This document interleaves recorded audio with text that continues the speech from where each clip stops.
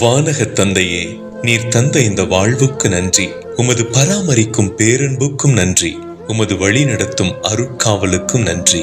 இக்காலை பொழுதிலே காணாமல் போன மற்றும் தொலைந்து போன குழந்தைகளுக்காக சிறப்பாக உம்மிடம் ஜெபிக்கின்றோம். மனித குலம் தழைக்கும் பொருட்டு திருமண பந்தத்தில் இணைந்த தம்பதியருக்கு நீர் குழந்தைகளை உமது கொடையாக வழங்குகின்றீர். அவ்வகையில் ஒவ்வொரு குடும்பத்திற்கும் அவர்கள் விலைமதிப்பில்லாத வைரங்கள். அவர்களை கண்ணும் கருத்துமாக பேணி வளர்க்க பெற்றோர்கள் செய்யும் தியாகங்கள் எண்ணிலடங்காதவை.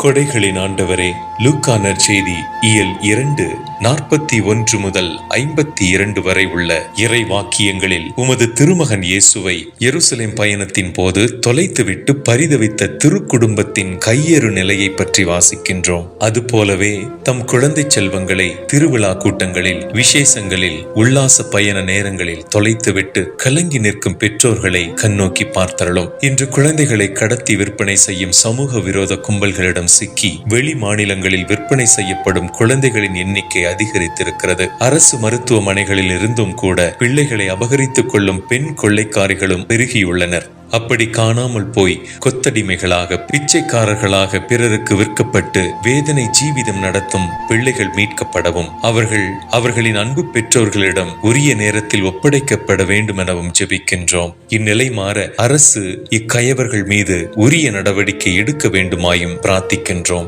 இதன் வழியாக குழந்தைகள் மீட்கப்படவும் தொலைந்து போன சந்தோஷம் வீடுகளில் திரும்ப கிடைக்கவும் நீரே கிருபை பொழிந்தருளும். விண்ணப்பம் கேளும் விண்ணக தந்தையே.